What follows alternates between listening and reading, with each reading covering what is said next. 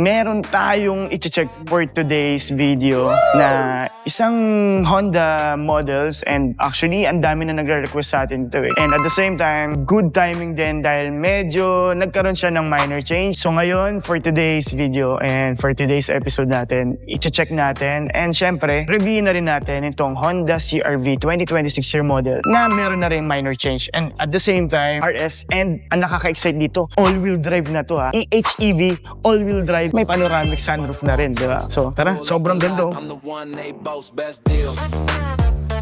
BMD wheels. Best deals. BMD wheels. Best deals. BMD wheels. Best deals. BMD wheels.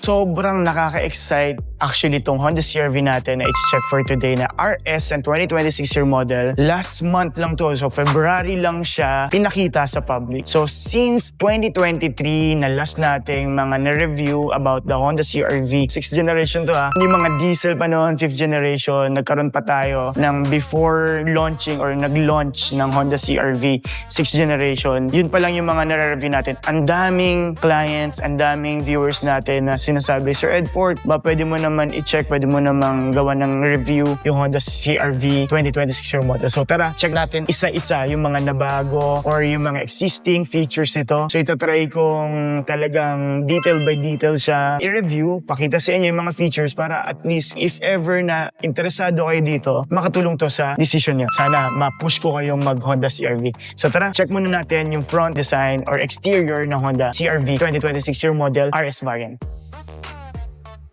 So sa front no, actually ang daming nagbago and ang daming mga inquiries sa akin dati from the VX variant. Dati kasi yung VX variant, siya lang yung all-wheel drive, siya lang yung EHEV. So medyo nahati yung market nung VX and RS variant. Check muna natin isa-isa, detail by detail, yung kung ano ba yung mga features na meron dito sa Honda CR-V 2026 model. So una sa lahat, syempre, equipped pa rin tayo and wider version siya ng Honda Sensing compared to Honda City, Honda BR-V. So yung mga iba nating entry levels natin na may mga Honda Sensing. Mas wider kasi kung i-compare yung Honda Sensing ng Honda CR-V to other Honda variant natin. So isang additional or magandang features for the Honda CR-V is meron tayong rain sensor. So ito yung pinaka-rain sensor niya. Once na ma-sense ng Honda CR-V natin, yung medyo umuambon, umuulan, nag-auto-wipe siya. So syempre, pagdating sa engine, same pa rin naman siya compared to previous natin na hindi pa na minor change na Honda CR-V. So this one is 2.0 Atkinson. So inline 4 pa rin siya. So ang maganda dito, 'di ba? 2.0 siya and dalawang engine niya. Siyempre hybrid kasi 'yan eh. So isang petroleum or natural aspirated and meron tayong electric. Pero Atkinson yung tinatawag dito sa engine na to. So ano bang maganda dito? Siyempre, ang pinaka-majority talagang gumagana dito yung electric motor natin. 2.0 natin kasi ang sasabihin niyo, baka ang lakas sa gas niyan 2.0 kasi. Yung 2.0 kasi pang-charge lang talaga siya. Ganito nag-work yan ha. So from 0 to 80 km per hour, electric engine. 80 to 120, dyan na gumagana yung 2.0 natin. So, yun yung maganda dito. Tsaka at the same time, alam nyo ba, habang nagpepreno kayo, nagcha-charge din to. Ganon kaganda, ganon ka-high-tech tong engine na to. So, syempre, yung horsepower niya o yung PS natin is 148 and yung Newton per meter niya o yung pinaka-torque niya is 183. Alam nyo, at the same time pala, itong RS na to is all-wheel drive na siya. So, ang daming magtatampo na naman yan. Ang daming manghihinayang na naman yan na kumuha yung mga previous natin na RS. Kasi dati, hindi pa kasi siya all-wheel drive eh, diba? So, ang maganda pa dito, lahat ng mga magagandang feature from the VX, nilagay na dito, pati yung panoramic sunroof, diba? Kaya nakakainis eh. May inis talaga kayo kung nakabili na kayo ng RS. So, pagdating sa maintenance, same pa rin ang maintenance natin. First 1,000, libre, and every 6 months or 10,000. Ganun pa rin. And warranty niya, 3 years. Sa battery, 8 years. So isa pang mga nagbago dito or mga minor changes dito, yung mga parts, mga nag-blackout na. And then at the same time, yung mga nag-blackout kasi nag-blackout na yung side mirror, nag-blackout na yung mga chin, yung mga side skirt, yung spoiler, ganyan, di ba? So ang dami nag-blackout. So mapapansin nyo ito, yung grills niya, blackout. Tapos specific for the RS, RS grills.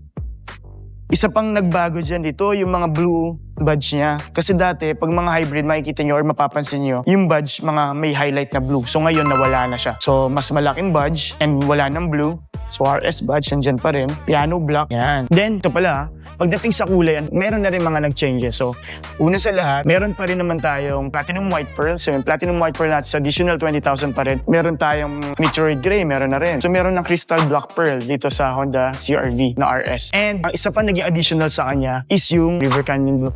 Ang nawala, yung red. So, nawala na yun sa lineups natin. So, yung mga katulad na, ayun o. Ayan o.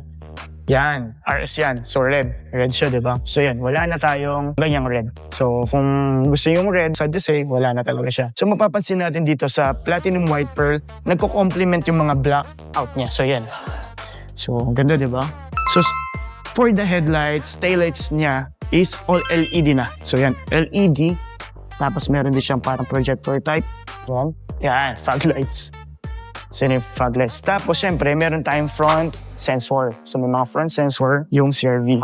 So ito, pagdating sa lower part natin, nag-reels, ayan o, meron din sensor. So 4-eye sensor and black trims. Yan, glossy black trims. Yung mga nag-blackout na. Tapos tinan nyo, yung pinaka, ayan o, tinan mo. Diba? Ang laki eh. Ang laki ng Honda CR-V. Compared to Honda BR-V, sobrang laki talaga ng dimension niya. So dito sa side portion naman tayo ng Honda CR-V 2026 and RS. Ayan, yung mga trims niya na yan, dati body color yan. So ngayon sinasabi ko nga sa inyo, yung mga blackout na, so naka-blackout na. So totally black na siya. Ang ganda, nagko-complement siya sa lahat ng kulay actually. So pagdating sa mugs natin, ang mugs natin is, yan, black pa rin. So same pa rin with the previous models natin and 18 inches siya. So syempre, disc brake yung harap, disc brake yung likod, meron tayong vehicle stability assist, may ABS na rin tayo. Yung mga hill start assist, normal na yan sa atin. So sa mga top of the line, meron na eh. Ayan. So pagdating sa ground clearance natin, 208mm. We have the auto fold side mirror, tapos blackout pa rin siya or glossy black. Then, syempre, LED pa rin naman, integrated pa rin dito yung side turn. Ang maganda dito, ito, meron na rin siyang ito sensor. Oh. So may masasense or iilaw yan pag ano. Pag na-sense na, meron sasakyan sa likod ninyo. Hiwalay pa yan ha. So ang maganda pa dito, with 360 camera na rin itong kotse na to. So mapapansin nyo sa mga ilalim na yan, may mga kamerang ganyan. Pag may mga kamerang ganyan, yan, stock yan, 360. So for the handles natin, yung handles natin, blackout din. So all variants, yung blackout yan. Tapos yan, yung black slash, ganyan, sa window natin. And ito, naka-chrome tayo. Chrome, di ba? Naka-chrome. Nice. Alam niyo ba, ito, sa Honda CR-V, syempre, di ba, auto-fold. So pag nilock niya, mag-auto-fold. Pwede niyo rin actually buksan and saraduhan yung bintana using the key fob. Wow. And actually, may mga remote engine start tayo, di ba? May mga combination yan para mas maganda yung magiging cool down ng kotse natin, especially pag nag-park kayo sa mga outdoors, ganyan, di ba? Sa mga open area, para mapalamig yung mas mabilis, pwede niyo yan buksan, pasingawin yung sa windows. Actually, itong unit na to, i-request natin na magkaroon tayo ng test drive review. Pero sa ngayon kasi, syempre may mga open house pa rin sa mga test drive natin. And pagka gusto nyo mag-test drive, meron pa rin tayong ito yung previews, yung mga hindi pa naka-minor. So yan, RS. So para gusto nyo lang ma-experience. Kasi same lang din naman siya ng suspension, same pa rin siya ng engine. Pero may mga konting yun, sa looks lang, katulad yan sa mga side skirt, ayan. So naka-black na rin siya, naka-black trims or piano black na rin siya. Tapos yun nga, tatry natin, i-request natin na ma-test drive natin to para makita nyo rin yung actual pag dinadrive, diba? Unti-unti natin. Kasi sa ngayon, hindi natin talaga siya totally ma-fully review. So kung ano yung mga nakikita ko lang dito, yun lang yung ma-explain ko sa inyo. So, ito-try natin yung mga features na pwede kong ma-explain din sa inyo. Pero mas maganda kasi habang nagda-drive kasi, di ba? Makikita nyo, mafe-feel ko, masasabi ko sa inyo. Kasi una sa lahat, sa kilometer per liter nito kasi lumalabas na 21 kilometer per liter. Sobrang tipid na nun ha, for the SUV. Kasi yung mga dati nating Honda CR-V na mga 2.0, nako, lamon talaga gas yan. Pero since EHEV na to, sobrang tipid dito. So tara, tignan na natin yung sa likod. So dito tayo sa rear portion ng Honda CR-V. So syempre, yan pa rin, piano black. Oh, naka-blackout. Yung shark fin antenna natin. Tapos ayun, oh, wow, di ba? Pati ang spoiler natin, yan, piano black rin. So LED third brake light, meron pa rin tayong defogger, meron pa rin wiper. LED taillights, ang ganda, di ba? So yan, so CR-V badge, RS badge, yung EHEV badge, nandyan pa rin. Tapos yung blue na naman, nawala na naman yung blue. Yan, nawala yung blue kasi mama mo blue. So yan o, black. Yan, naka-black pa rin siya. Yung black, di ba? Itong pinaka-diffuser natin, yan yung itsura, ang ganda. So may 4-eye sensor pa rin tayo. Siyempre may camera pa rin tayo. May 360 camera nga, reverse camera, wala pa ba? Meron tayong tailpipe finisher dalawa. Ayan o. Ang catch dyan, isa lang tambutso niya. Aray mo, di ba? So yun, thank you kay Sir Viel. Ite-testing natin to. Oh, naging camera review nun ito. DJI niya na Action 6. So ang ginagamit natin ngayon is GoPro 11. Pero ngayon, gusto namin try ni Omar yung 360. Oh. Ayan oh.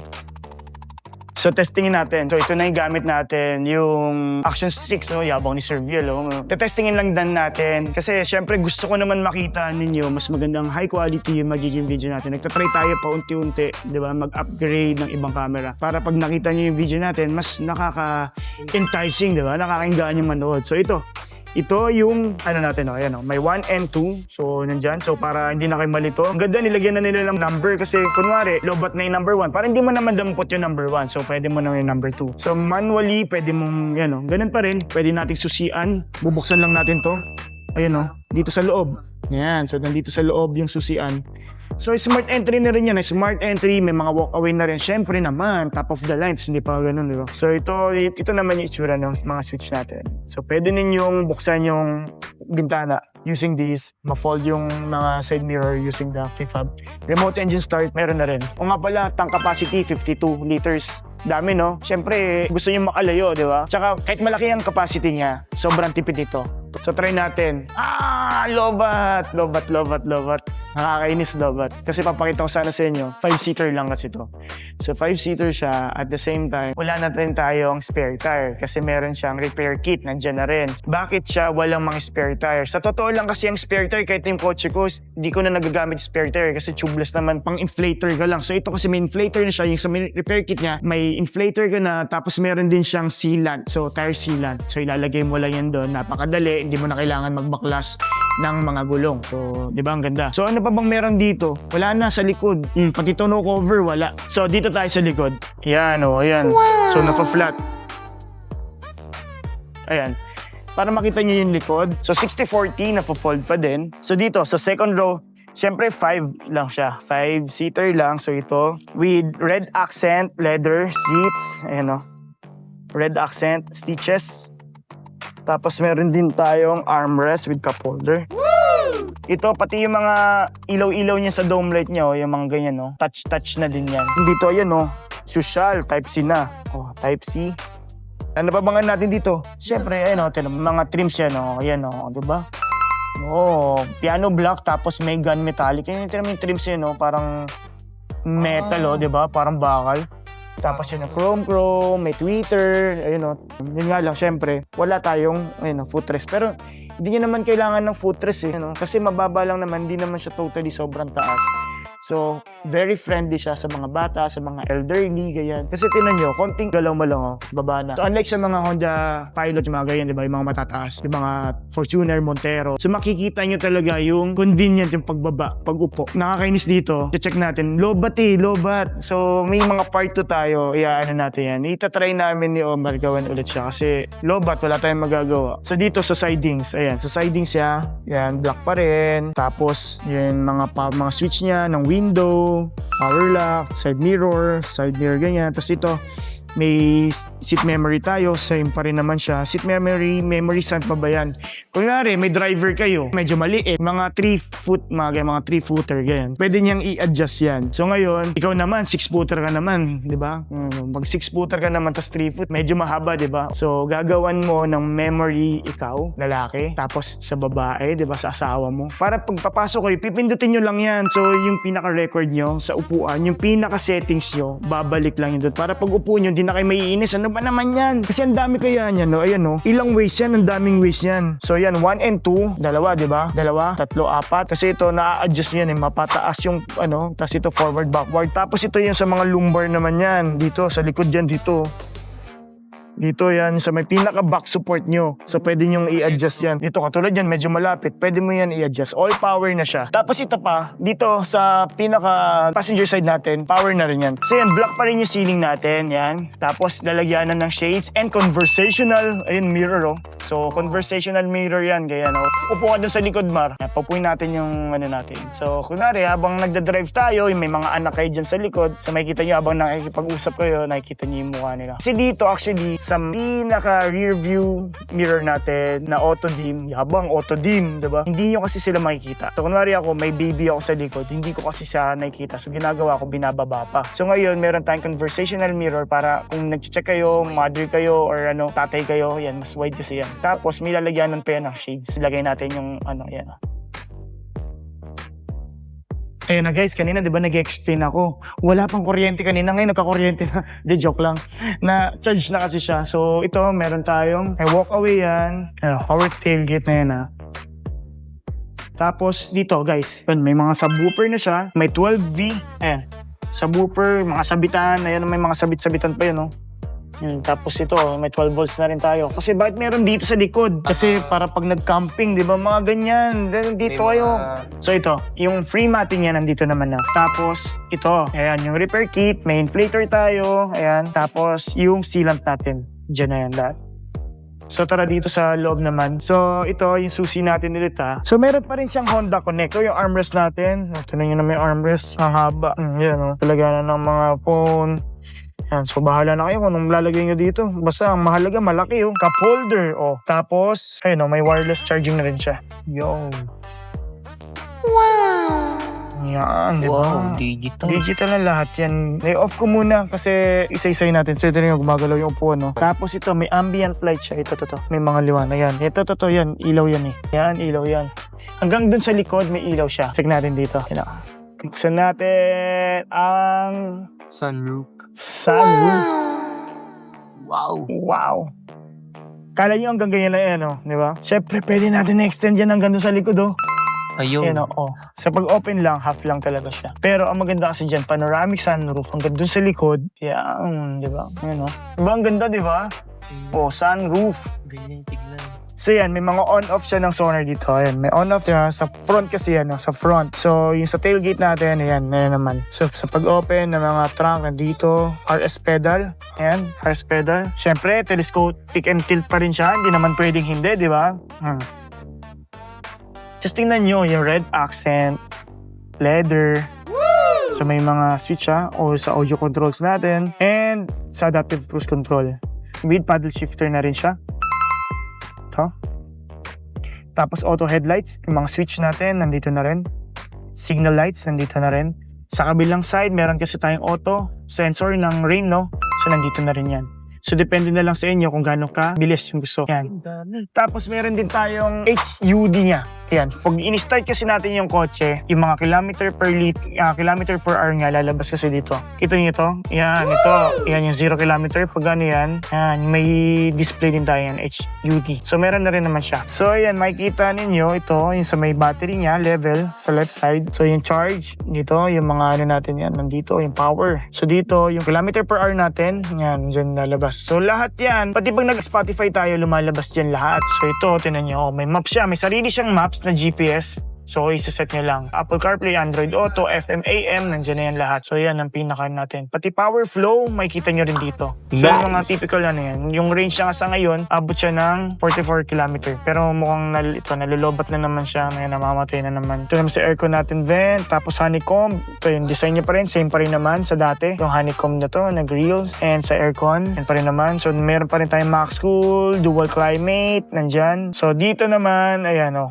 Type-C na, dalawa. So, Type-C sa likod, Type-C sa harap, tapos wireless charging. Yan, may on-off yan ng wireless charging. 12 volts max, yan, dito na rin yan. Tapos ngayon, syempre, meron pa rin yan. Ito, reverse camera, meron pa rin reverse sensor. So, meron dito, ito mga drive mode, may sport mode, individual, kung gusto mong, personalize mo, eco mode, sport mode, or sa individual, pwede ka mag-set. Sa hill descent, alam nyo na yan. Dati pa naman na yan eh. Electric handbrake, tapos brake hold, meron pa rin. So, yan naman ang ano yan. So, yung itsura, normally, yung itsura talaga. Malaking factor yung itsura, pati to sunroof po, di ba? Nandiyan na.